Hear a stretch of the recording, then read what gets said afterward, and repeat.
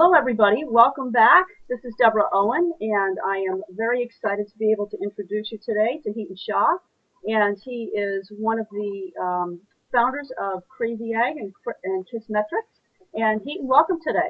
Thank you. I'm glad to be here. Terrific.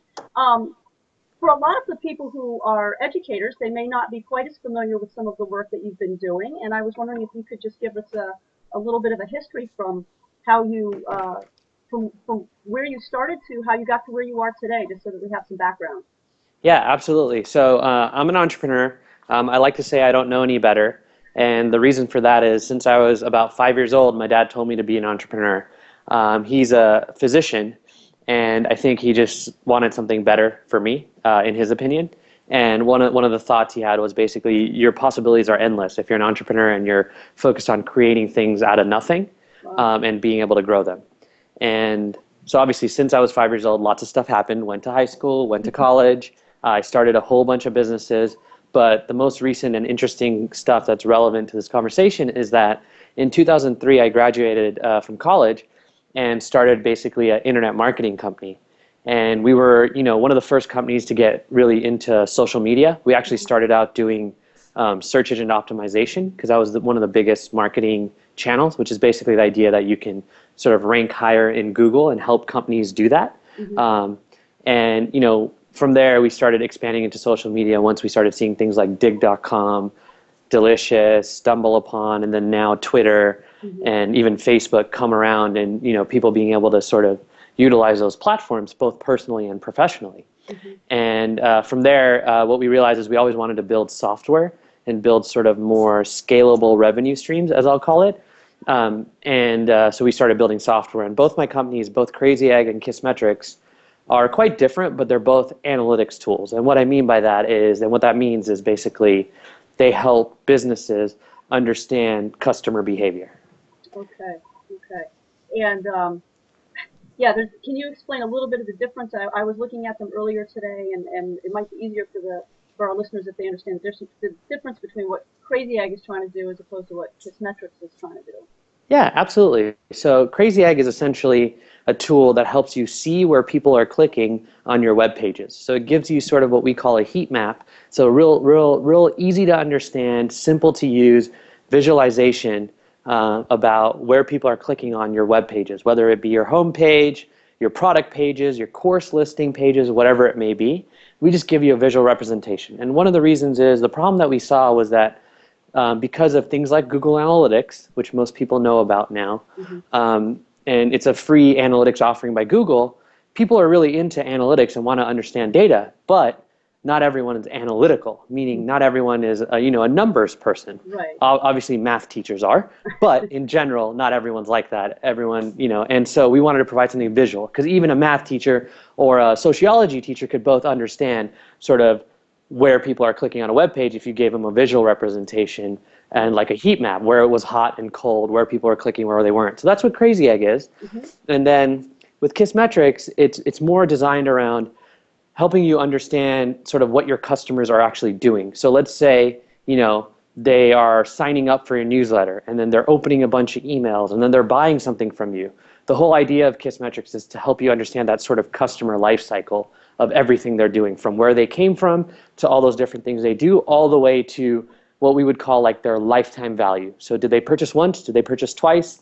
Are they worth $500 on average? Mm-hmm. Things like that. So it's a much more detailed view into your analytical data. It's interesting because Crazy Egg really focuses on sort of anybody understanding analytics data, while KISSmetrics is much more focused on like the business analyst, the marketer, the owner, of a company that's really into the data and Okay. wants to really slice and dice their customer sort of list, customer segments, stuff like I that. I see. I see. And yet both of them still work a lot with analyzing customer behavior. So Yes, there's absolutely. Both yeah. of them are all about customer behavior, just Mhm. completely different use cases and reasons for Yeah. doing that.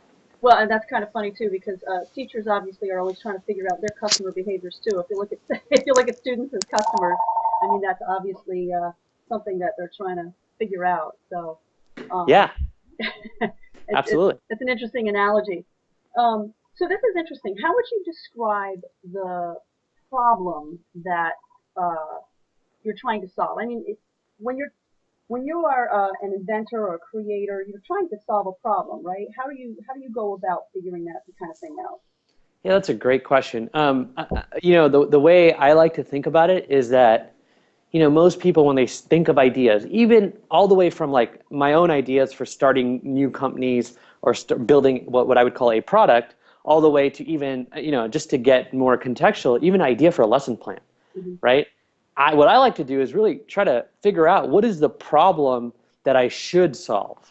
Hmm. Instead of worrying about what that solution looks like what I should build or what should be in the lesson plan or whatever it may be, I really try to think about the problem I need to solve. And I actually try to even talk to customers, potential customers, Hmm. about the problems that they have, right? And in the case of a teacher, usually like, in every grade level or whatever, or class, you have an end goal that you'd like the student to get to, that is the right end goal. And that's really the problem you need to solve, which is like, I need to get someone who has zero knowledge about this or limited knowledge about this to having a lot of knowledge about this so that they can take that exam, for example, Right. right? Or pass that test or be competent for the next grade level or the next course.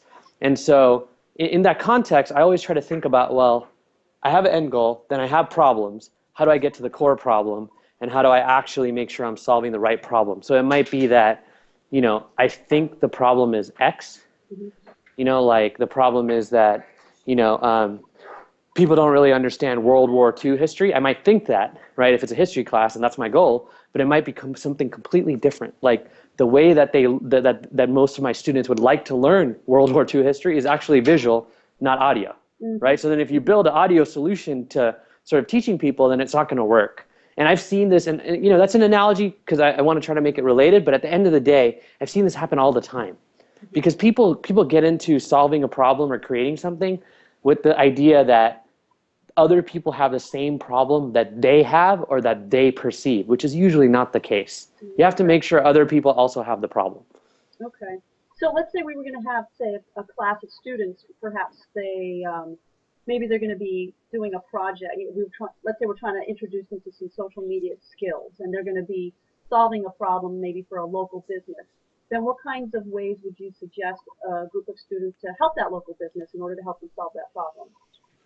Sure. Let me just redefine it and make sure that we're on the same page. Okay. So what you're saying is the students are tasked with picking a local business or focusing on a single local business and helping that business engage in social media, basically. Yeah, this would be like a Sure. project. If I'm working on one of my the things that I'm kind of doing research on as I do these interviews is gathering information for how I could develop maybe a curriculum that is surrounded that's based on social media, but really the skills of social media. For instance, solving problems, communication, things like that. So Yeah. yeah, if we had kids who were going to be using social media in a real life situation, say a local business, what kinds of things would you suggest for them? Yeah, absolutely. So I think one of the first things about social media is that it's social, and that means that there's people involved, Hmm. right? And there's people conversing essentially and interacting with anything you say or do or post. And so that's one thing to really understand deeply. So one of the first things I like to do is I like to basically analyze. So if there's an existing Twitter account or Facebook fan page or whatever it may be, I Hmm. like to just analyze what's going on right now. Are people actually interacting with it? Are there more favorites or retweets or likes on certain types of things versus others? So that's Hmm. if something exists. Now, if something doesn't exist, there's always an example that's related, Hmm. right? So if you're like looking at, a local grocery store, right, a local one, you might literally go look at Whole Foods Twitter account just to see what they do. Even though they're national, you'll at least get a good idea because it's the same thing. You're selling food, right, to people and people are buying it. So how do they interact with their audience? So I really try to do some of that like sort of research about like who's interacting, what are they interacting with, and I always try to find a way to do it, even if the business I'm sort of helping doesn't have that yet. So it's really sort of market research, so to speak, or competitive analysis, whatever you'd like to call it. Okay. But I always find that to be very useful first and foremost. Do my research, do my homework. And from there, I actually usually would just try to work with sort of the business just to understand them better. Hmm. Who comes, because a lot of times these businesses, and I used to do consulting, so it's kind of very similar, Yeah. but a lot of times these businesses have a lot of information that they don't even know how valuable it is. For example, They know whether they have repeat customers or not. They know whether it's, moms or Uh-huh. dads Uh-huh. or kids, right? Or teenagers after school. They know who's buying the most stuff, and what they're buying and things like that. So really trying to get a good grasp on like who their customer is and like any patterns you can find in that is really important. From there, you can really devise a sort of strategy, and an idea of how to help the business and what to do. So one example is there's two parts of social media for me that are really key. One is, or maybe there's more than two, but like I think two are the big ones that I think of in this context, which is basically there's the idea of what should we share. So what should we post Mm-hmm. is a really important one because social media doesn't work unless you're posting or engaging. So what should we be doing? What is the type of content that works for us? And the other part of it, which I think is sort of sort of unique, which is related to the posting, and that's we're still on number one for me, which is the content you want to share. That's really Okay. what this is. Okay. And the real idea here for me is like, it's really funny. I can look at some friends of mine, and I can literally tell them what they should be posting to Facebook and Twitter. You know why? I know so much about them. Like I know they like Justin Bieber, you know? And so if Justin Bieber does an awesome interview, they should probably tweet about it or post it on Facebook. You know why? We know they love Justin Bieber. Yeah. And it's very likely that other people they know also like Justin Bieber, Yeah. right? Yeah. And it's very easy to ignore a posting from someone if you don't like Justin Bieber. But you probably want everyone to know, hey, I like Justin Bieber and I think he's awesome. And here's a quote from him, right? Or here's why I think this interview is awesome. I think that kind of stuff is really important. And like, for example, I have friends that like cars. I know what kind of cars they like, right? They can post about that. So I think like one part we tend to forget about social media is that you have to be human. Okay. So, another thing I usually encourage is like when you're doing it on a business's behalf, you really want to think about still how to be human, right? How to really think about what are you all about? What is that business all about? And how can you bring that out in social media? Mm-hmm. So yeah, you're trying to understand what they know about their customers, and then help them reach their customers. We're talking about communication. Basically, Yeah, yep. the best way to communicate. Great, great. Um, Let me ask you this: where do you see, and it's kind of all related, where do you see the intersection of creativity and innovation? Creativity and innovation. Yeah, I love that. So I like to, and again, we were talking about problems before. I actually Right. like to break these things out. So what I really truly believe is something can't be innovative and really creative unless it can reach the people you need it to reach. Okay. So I always start with, I guess, this concept I would call people first. So the idea is that you always want to go to the people and really figure out what their problems are. Mm-hmm. And that's not a creative process. Mm-hmm. That's a process that's pretty elementary, right? Pretty rudimentary, pretty much like, hey, I'm just going to go in there and hear stories. So for example, if I want to help, figure out how to help, that grocery store owner, and I want to help a lot of grocery store owners, I'd go talk to them. And I wouldn't go talk to them saying, hey, I want to help you. Here's what I'm going to build for you, or here's what I'm going to do social media for you. I'd rather try to understand things like, how do they do X or Y or Z? So like, for example, how do they get new customers? I would just ask them that. Mm-hmm. And if I ask like 10 or 20 of these people, I'll get a good idea of like what I call the pattern of pain is. And that pattern's really important. So what that means is if those grocery store owners say, I actually don't, if all of them are saying, I do all these things like newspapers and whatever and put these ads up and I even do coupons, but like I don't really know how effective they are, and you hear that across 10 or 20 of them, then you might know that you have to focus your message and what you do on how they can be more effective with these things or how they can measure it, Mm-hmm. for example. And so I really try to figure the problem out first, and then that's where I think the creativity and innovation really comes in, which is how you solve that problem for them. Okay. That's really where I would put the creativity and innovation. But I don't tend to do that until I really know that this problem is worth solving. And it goes back to what you said earlier about making sure you get the research done first. Exactly. Yeah, yeah. That's great because that's something that students tend to be a little bit lazy about. And knowing that that's something that they're going to need to do when they get out is a good thing for us to teach them. Absolutely. Yeah, yeah. one of the things that you talked about when I heard you speak a couple of weeks ago was always be learning, and I was wondering if you could speak about that just a little bit. Yeah. I think like that. It's related to kind of an idea that I have, which is like I think people get bored, or they get lonely, or they get sad when they're not making progress. Hmm. And my easiest way of describing progress is, did you learn something? Are you learning something new every day that you didn't know before? Doesn't matter what job you're in, doesn't matter what role you're in. Like, we want to learn naturally.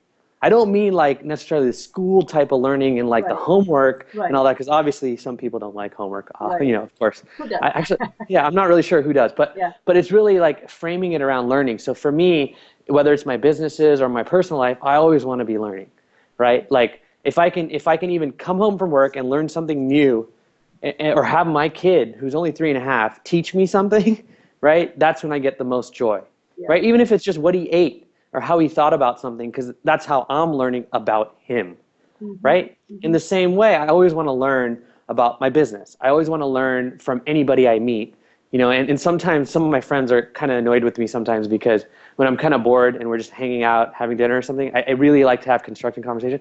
I'll just tell them, teach me something, Oh, you so know? that you put the onus on them a little bit. Yeah, I'd be like, teach me something, because if I'm framing it like that to them, usually they learn something too, because they might not be thinking about what they learned today. Yeah, yeah. That's great. That's great.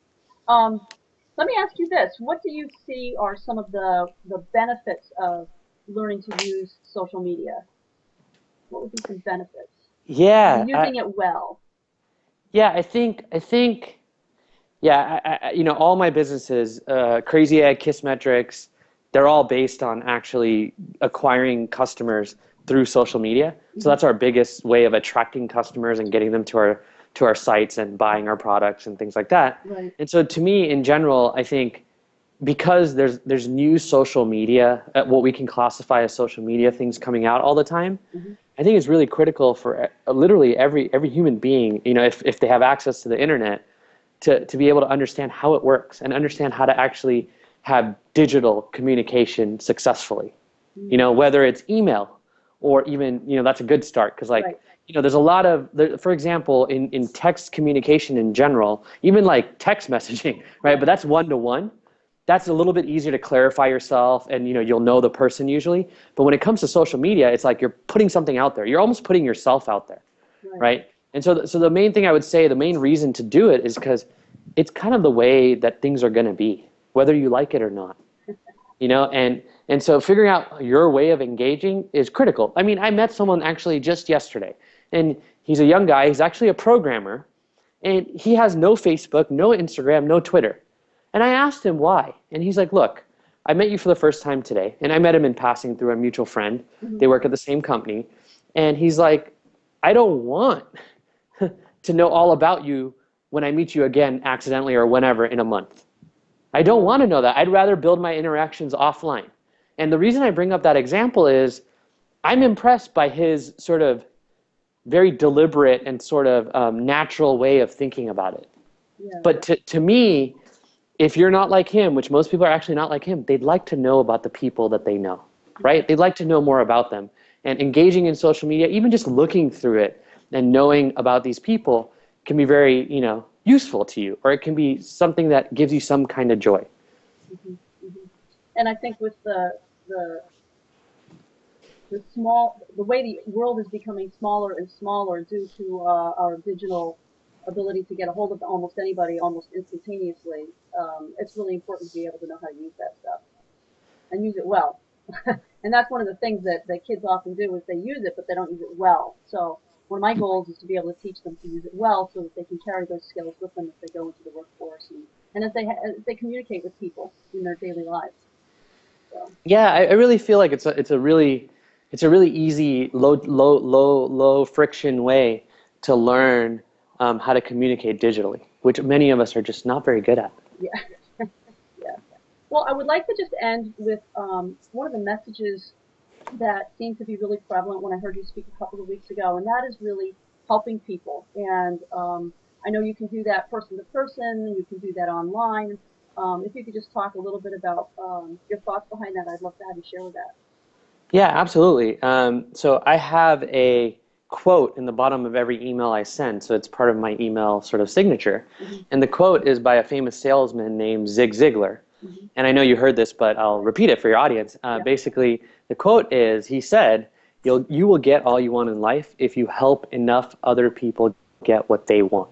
And so to me, that's the root fundamental reason, human beings should help each other. Because, and I've had moments of this, like I generally meet more people than most people meet new people they didn't know before. Hmm. Obviously, it's more entrepreneurs and people really trying to create new things out of nothing, and that's like my skew.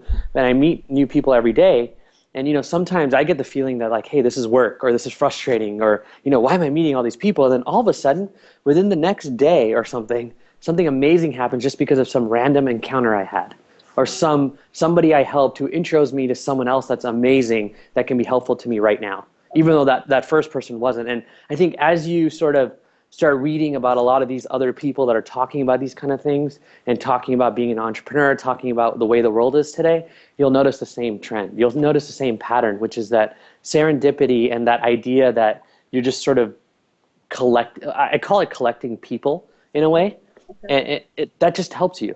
Like it's just a human thing to do. Like that's the conclusion I've come to, which is like helping others is human. Hmm. You learn it at an early age when you start sharing. Like your 3-year-old, right?